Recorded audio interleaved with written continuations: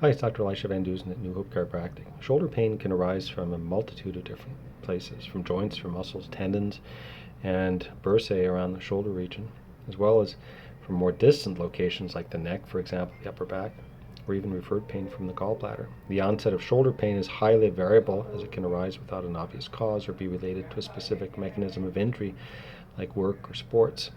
Shoulder pain can also occur as a result of repetitive trauma over time, like a job requiring overhead reaching, neurological injuries, issues like stroke or pinched nerve, for example, and that can cause shoulder pain as well. Experts estimate that as much as half the population experiences some kind of shoulder pain each year, though a lot of people often decide to just live with it and therefore don't seek treatment of any kind. However, shoulder and neck disorders actually account for 18% of disability payments and musculoskeletal pain. So here are the following are some common factors that can contribute to shoulder pain. So you can have inflammatory conditions. These are things like tendonitis, bursitis, which is basically where the fluid-filled sacs lubricate the surrounding tissues, get all inflamed and infected. Osteoarthritis, the joints actually wear out. And rheumatoid arthritis, which is the autoimmune kind of arthritis, which is usually affecting multiple joints in the body. So inflammatory conditions are common and very common cause of shoulder impingement and shoulder pain. Now, excessive motion can be another factor. Instability can come up from tearing of the inside of the joint, tendons or ligaments, and they can become lax too. The joint's no longer well supported. Sprains and strains refer to tears of muscles and tendons, for example, and then ligaments, tearing of ligaments is sprains. You can usually have trauma, typically results in instability too, congenital or problems that you're born with.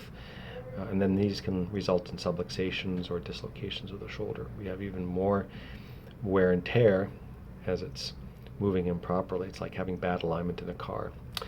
Limited motion of the joint can also cause problems. That's the joint where the joint capsule and ligaments are tight and they restrict your freedom of movement.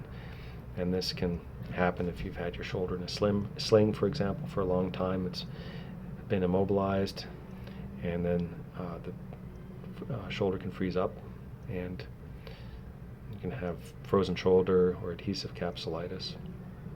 And then also you can have muscle weakness and imbalance that can also cause the joint to wear out unevenly and create shoulder problems, as the muscles in the top, in front, or behind can cause an improper balance in the ball and socket joint. And also then you can have not only inefficient shoulder motion, but forward head posture, inward rotated shoulders like that. People have this working at smartphones, computers, watching TV a lot, and the shoulders just rotate forward like that. The head comes forward, and it can also affect the chest muscles as well. So muscle weakness and imbalance is another common thing.